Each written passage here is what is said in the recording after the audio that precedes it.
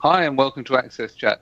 I'm delighted that today we've got with us our first ever judge. It's Judge Ginger Lerner-Wren, and I'm so pleased to have you with us. Your work is exceptional because you're working to bring about the decriminalization of mental health issues within the U.S. justice system. So I'm very excited to have you on. I think it's a fantastic topic. So can you tell us a bit about yourself and how you came to be in this rather unique position?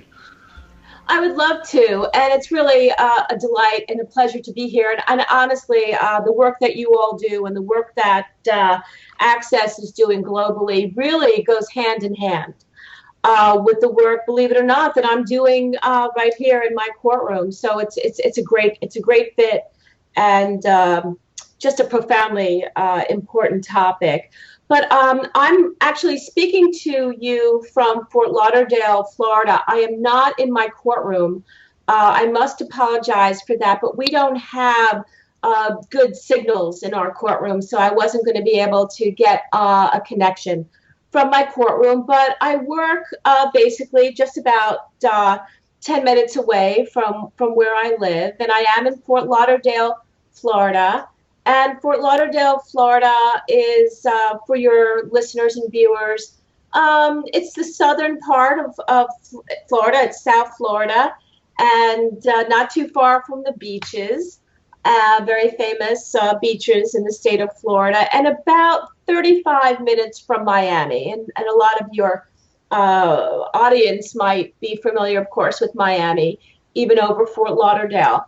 But I am a county court judge in the state of Florida, and I have been on the bench now for just about 19 years.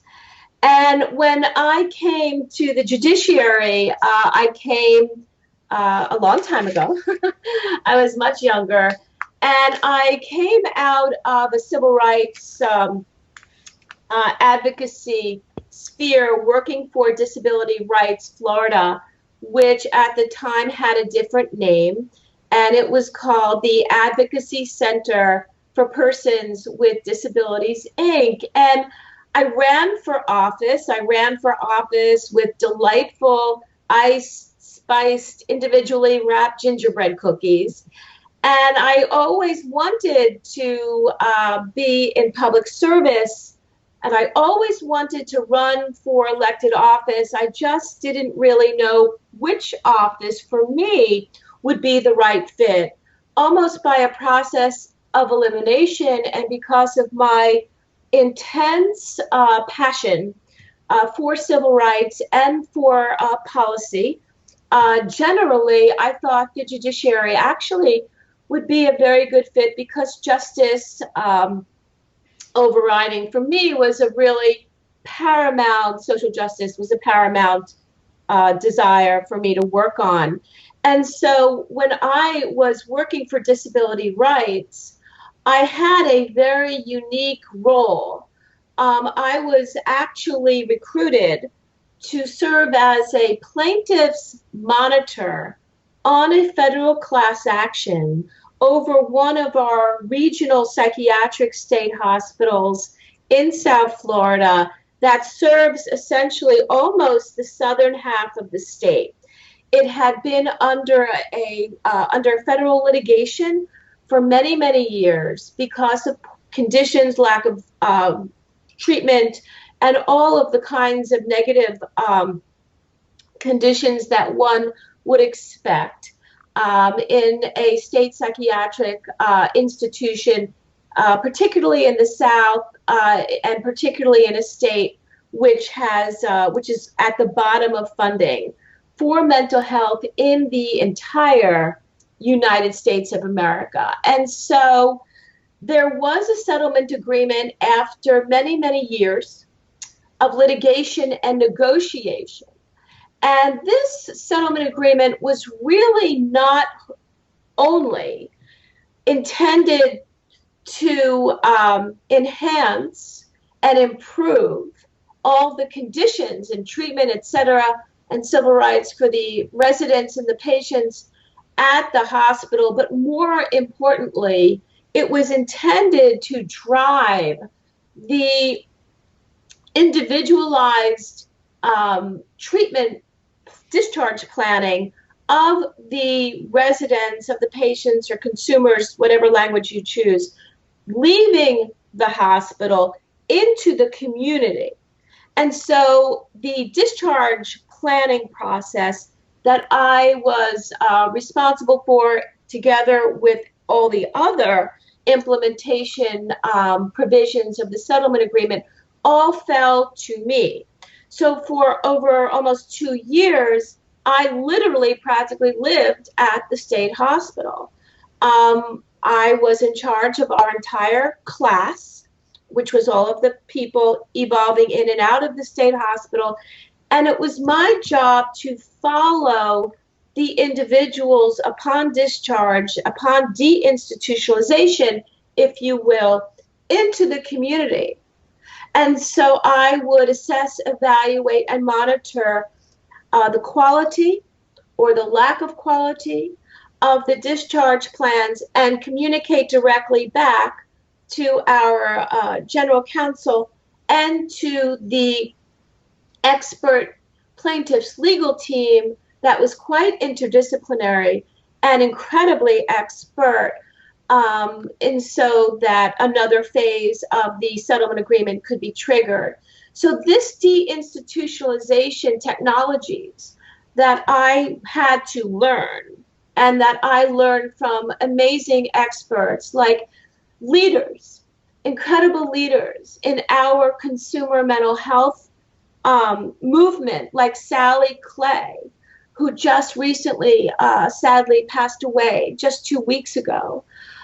She was on the plaintiff's team. We had innovative mental health system of care people and technologies that were taken from Boston University Center for Psychiatric Rehabilitation regarding choice and a person-centered approach, and just really technologies and evidence-based practices in terms of recovery and civil rights and consumer rights, et cetera, and systems of care that we're still talking about and trying to get implemented today.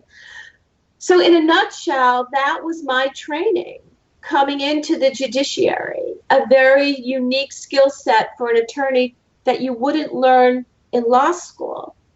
But I was a PAMI lawyer, and I'm proud to be a former PAMI lawyer for disability rights. And when I came to the bench, luckily our community was looking for change in our mental health and criminal justice system. And it was a really perfect kind of serendipitous moment. Okay, for our audience outside of the United States, you said you were a particular type of lawyer? Yes. In the United States, we have a federal law that was passed by Congress first for individuals with developmental disabilities, civil rights laws, and then it was expanded to include people with serious and persistent mental illness in the United States.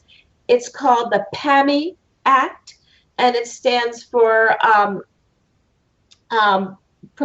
Protection and Advocacy of Individuals with Mental Illnesses. Right. That is the PAMI statute. Great. I know Antonio and Debra have both got a number of questions, so I'm going to hand over to Antonio first. Of course. Okay. Thank you for accepting this challenge. It's really nice to have this conversation here today. I would like to know, if we look to the United States, would you say that the way how your court established is unique in the United States, or is there in other states you have something that could be equivalent to the work that you are doing there now? That's a terrific question, and thank you for asking it, Antonio. The Broward County Mental Health Court that began in May of 1997 was the very first mental health court in the United States. And of course, the court is not considered a program. We consider the court a human rights strategy, and it is a problem-solving court which applies therapeutic jurisprudence. It is not an adversarial process. The problem we were trying to overcome in the United States was the unjust criminalization of people with serious mental illnesses and related substance use disorders and neurodiversity types of disorders being arrested simply, largely, because they cannot get access to treatment services and housing. Okay. So I think it's a hugely important point, because certainly even in the UK we see large proportions of the prison population have mental health issues or have neurodiverse conditions. Huge number of people with dyslexia are in prison. Absolutely. And again, people who are not able to communicate in a way that would enable them to stay out of jail tend to end up in jail, even though the misdemeanors are quite minor. And that's right. And we have a large homeless population. Family erosion occurs when there's unmet, treatment for people with mental illnesses. That's one of the consequences. And we really wanted to use the court similar in a way to the drug court model, but different. So we did borrow some philosophy from the first drug court in the United States, which happened to be implemented in Miami in 1989. But it was really the therapeutic jurisprudence model that asks the question, can courts become agents of healing? Can courts of law act as an agent of healing? That is the theoretical hypothesis and question and science behind the law reform movement, and it is a movement all over the world, of therapeutic jurisprudence. And I'm very proud to say that TJ came right out of the University of Miami, right here in the state of Florida, in the mid and late 80s. Excellent, thank you. Debra, I know you've also got a question. I have 1,000 questions, and I'm just really, really excited to have you on today, because I think the work that you're doing, speaking from the United States, it is so critical. We see over and over again our legal system, our misunderstand. There's just been some horrible stories of the misunderstanding between people with disabilities, people with severe mental health issues, and our police and our legal system, and people of color, there's just so many problems in our beautiful, amazing country here in the United States. And and I think some of the things that, the privatization of the prison system in the United States, we like to say sometimes in the United States, we're number one, but the reality is we don't want to be number one of putting our citizens in jail. And right now we put more people in jail than any other country in the world. And I think that's really something that a lot of Americans are very disturbed by. So and for good cause. And I'm very happy to know that debate, is really so enhanced here. And we're really, I think that the reform efforts, are moving in a very nice pace. We could do better, particularly for individuals with disabilities, but to reduce mass incarceration in the United States, I really, really applaud, the activism that's going on. I do as well. And it's nice to see, quite frankly, because judges are so important in the United States. They are everywhere, but very, very, very important people in the United States. So it's just wonderful to see you being so active in these conversations. I would be very curious. You told us a little bit about your background, but what led you here? I mean, what is your story? Tell us why you are such a powerful advocate in this space? Because there's usually a very interesting story behind that. There is. I can't even believe that you asked that. It's so intuitive. There is. I got my break. I got a break. I always wanted to be a public interest lawyer. I couldn't get a break. My big break came when I was appointed to serve as what's called a public guardian for Broward County. And that was for adults mostly adults who were elderly, but they had all kinds of various disabilities, of course. And I was their legal guardian. And I was also the administrator and director of it was a probate court program. The best, one of the greatest jobs I ever had. Loved it. So I was responsible for the health, the safety, the economic benefits, the social welfare, for the protection, the advocacy of all of these adults. I had 3 case managers that I oversaw. It was a small program. I took my own caseload. So I became a social worker also, plus a lawyer, plus a director, so that I could expand the reach of the services, because we had a ratio under our statute 40-1. We couldn't take over 40 individuals to every case manager. So my caseload of people, for example, were adults with developmental disabilities and neurodiverse types of problems. Great job. I was on the ground. I love to be embedded in the community. I am a community girl. I mean, I live and breathe in the community, going into facilities, nursing homes, ALFs, you name it. I live in it. That's where I choose to be. It gives me the greatest joy in the world. And while I was doing this work for this program, during the course of about 10 days, I had a very unusual, disturbing experience that led me to believe that I needed to make a change in my life.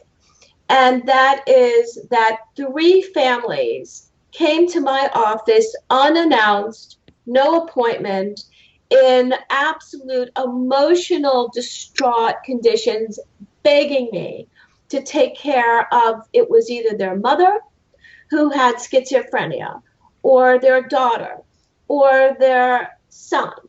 And each family came to me begging and pleading with me to take care of their loved ones, because they could not find any treatment or help for them. And for some reason, they all said, strangely and oddly to me, the same thing. They said, somebody told me that you could help us.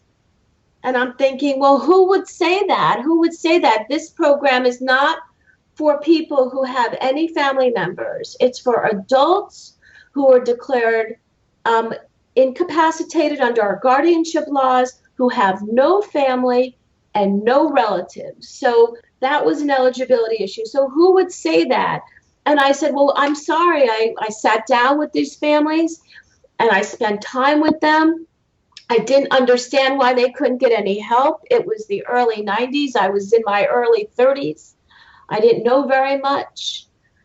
But by the time I said goodbye to the last family group that had come to see me, and I remember them walking down the corridor in the building right next door to where I sit.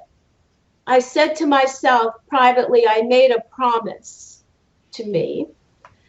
And I said, if I have any opportunity, because these people don't have the energy, they are totally emotionally, distressed. They don't know how to advocate. They don't know how to navigate.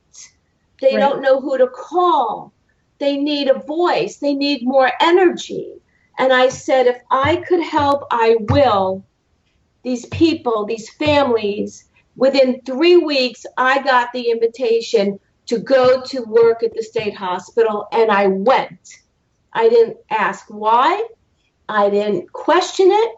I put in my resignation, and I went to the state hospital to do that work. And that is the reason. It was the fact that these families were suffering so that they needed all the help they can get. I didn't know I would ever be a judge.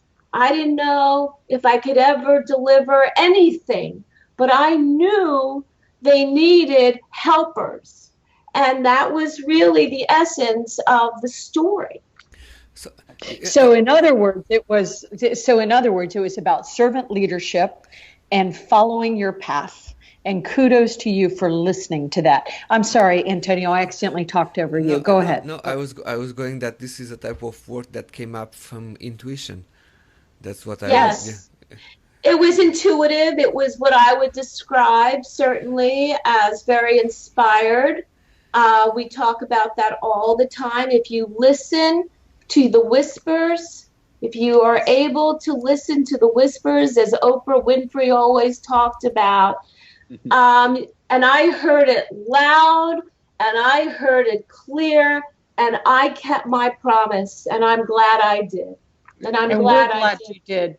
We're glad you did too. No, Absolutely. So can I just interject briefly? So we have a similar Office of the Public Guardian in the UK.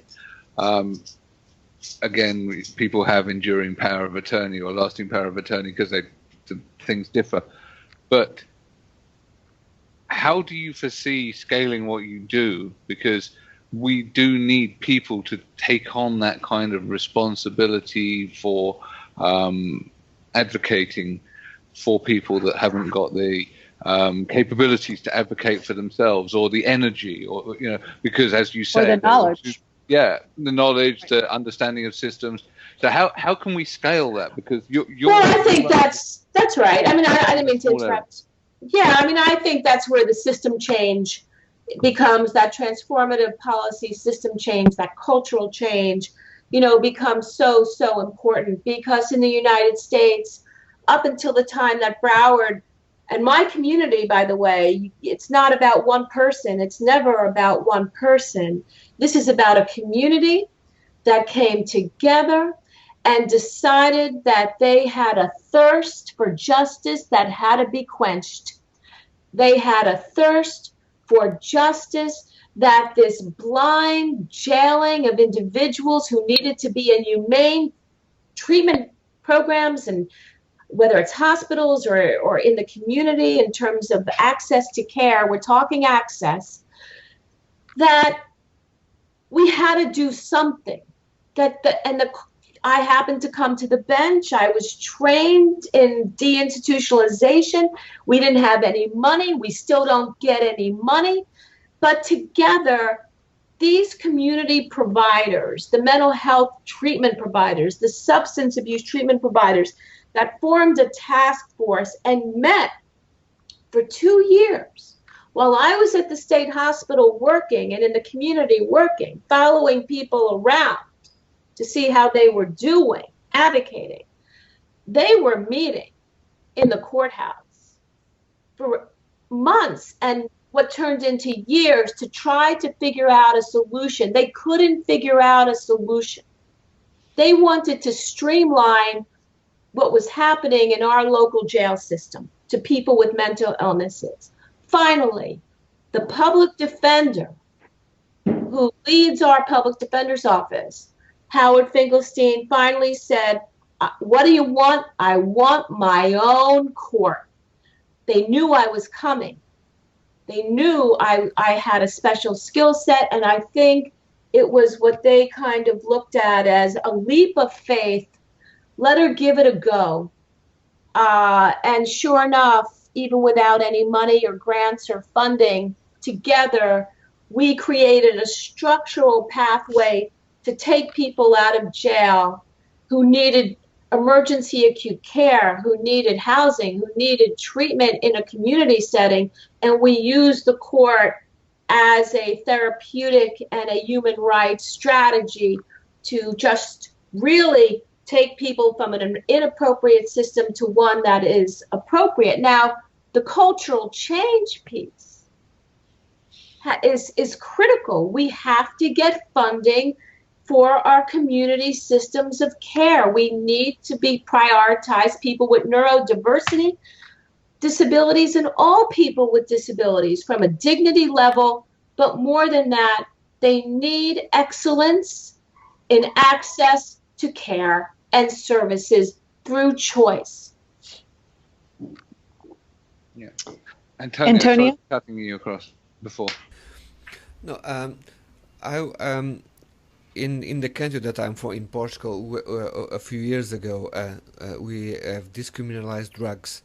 So people are it means that people who are in that situation, they are being sent to treatment and they are sent to a hospital, and so in the cases that you have been over the years, what is the impact or percentage, if you have that, of course, of people who have a disability and for somehow their lives also related with drugs? How can you tell us a little bit about that? How can that is being fixed in your court?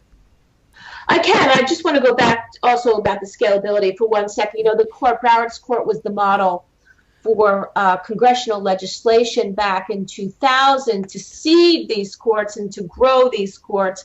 Now there's hundreds and hundreds of behavioral health courts and drug courts and veterans courts, which are really all hybrids to offer treatment over punishment, some better than others. Most don't take a human rights approach. They need to. They really need to take a human rights approach, a framework, so that they do no further harm through a criminal justice process. But the question, Antonio, that you're talking about is, look, we have thousands of drug courts. It's a very popular problem-solving court in the United States on the juvenile level now, on the adult levels. Our problem in the United States is right now that we are in one of the worst opioid pandemics in terms of heroin and synthetic drugs and opioid prescription addiction. We've got 19 deaths, 19 deaths an hour from overdoses in the United States. We are in a public health emergency here. So the idea that, yeah, we know treatment works. I believe treatment works. I know our recidivism rate is excellent. When people get the kind of care that they need, when it's precise, when it really meets their level of care needs, and people are, take responsibility for their recovery, all good. But we've got problems that are much larger than just the core public health problems. We've got problems over poverty. We've got problems over people, that still, because of stigma, can't get or won't seek care. And more than that, we've got a terrific amount of unemployment, still underemployment, and a lot of racial tensions that are blocking individuals, for example, from being able to have these opportunities to succeed. And so all of these intersections of disparities in health, disparities in education, disparities in wealth are really all, having all of these, just confluence around gun violence and other violence and incarceration. So we've got a lot of work to do on the root cause level of really meeting the social and economic tensions and needs that we have in the United States. Yes. I think you're not alone. I think there's an awful lot of underlying tension in most Western democracies that's been building for a long time. The cost of inequality and the cost of a penal system that penalizes illness is significant and I think still growing. So I really salute the work that you're doing. I've got a question. I've got a question, and I know Debra's also got some questions.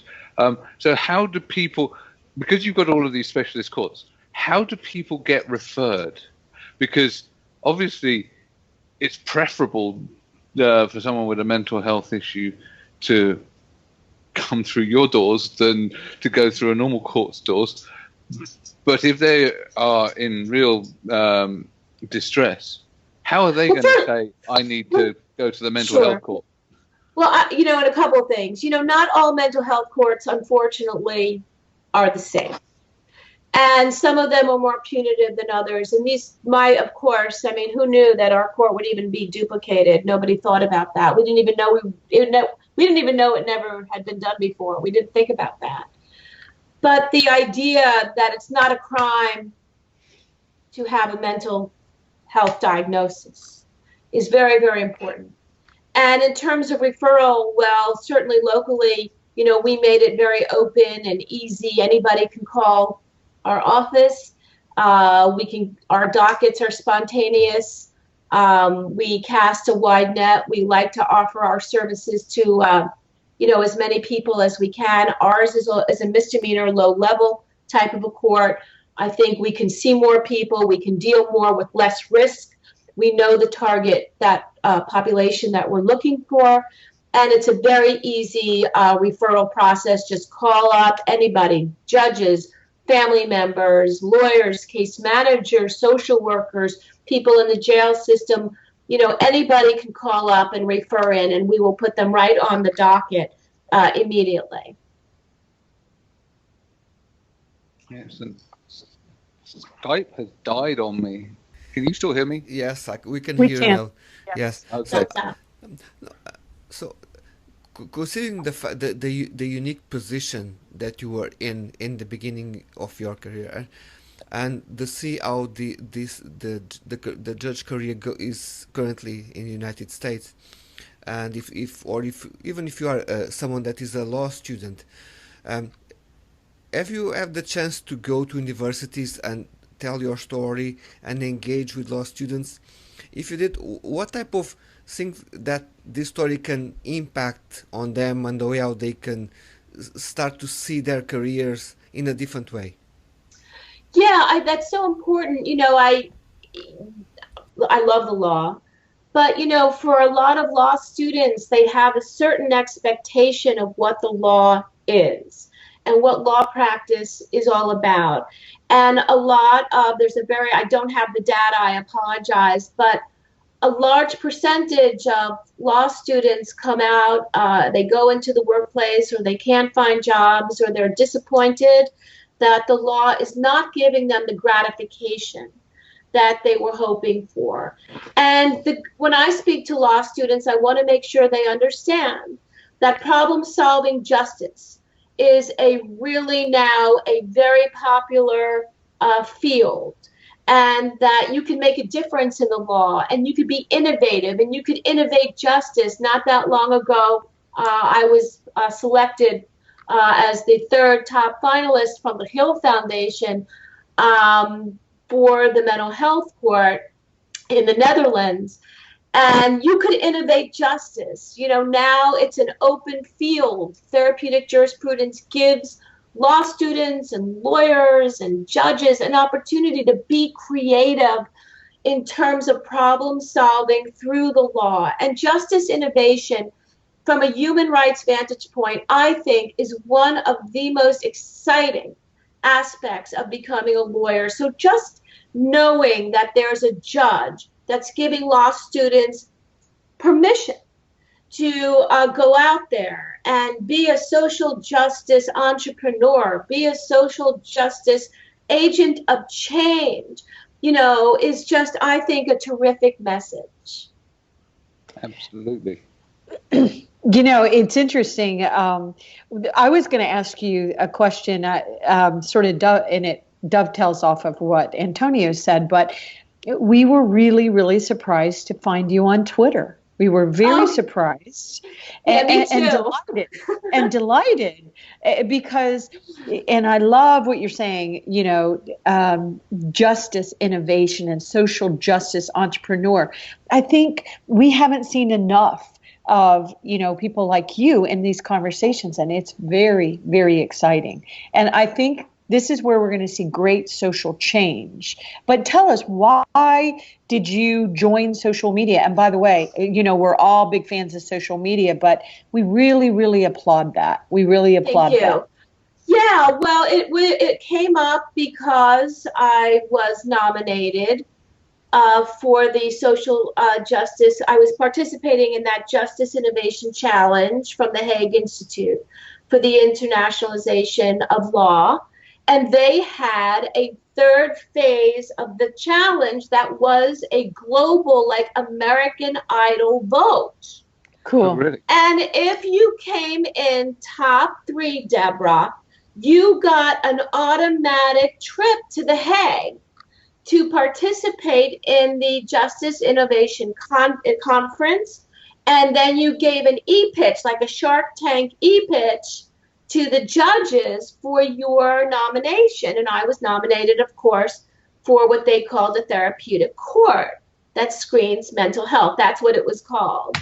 I had to figure out a way to get votes from a social media vantage point, and I started by leveraging LinkedIn.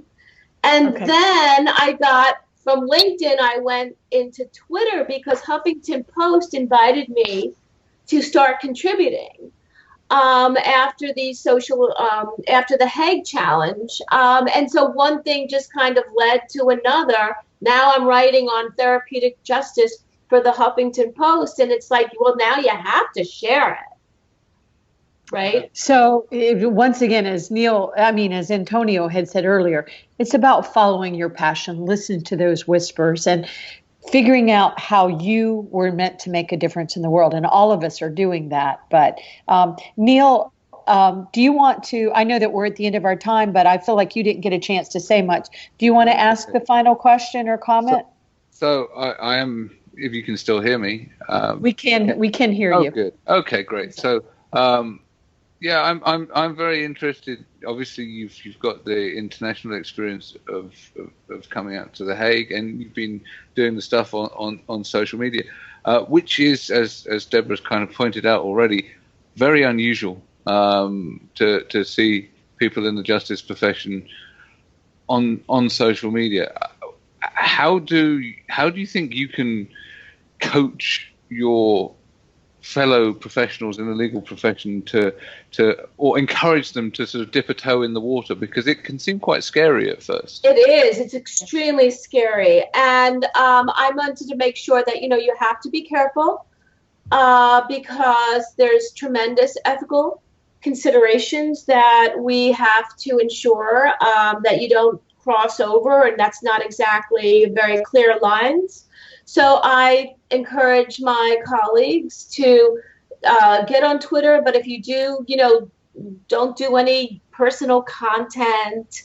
I don't do any original content. If you notice, I'm always just doing public policy, social justice kinds of sharing with reports and articles and data and research, or my own work that I write, which is all policy. You don't hear me editorialize. You don't hear me really in my own voice, other than what I'm sharing, which is all authoritative research and things like that. And I think that that's how you educate. That's how you educate people about what's happening in the juvenile justice system, or what's happening in the mental health in the problem-solving therapeutic area, and about poverty and the law, and about why it's important for judges and courts, to really pay attention to individuals who are experiencing toxic stress because they're in financial straits, and what the courts can do to support the community, from all of these areas. And I think that being on Twitter is the future. We've finally got some clearance to do that from the judicial canons, but you have to, like you said, Neil, you have to start slow. You have to be cautious. And that's the advice I would give. Excellent. It's been a fantastic chat. I'm really, really pleased that you joined us. We've hit the end of our time. So I'd like to thank you once again, Judge Ginger. Thank you all. Thank you. It's my pleasure. Thank you. Thank you. Bye. Bye. Bye-bye.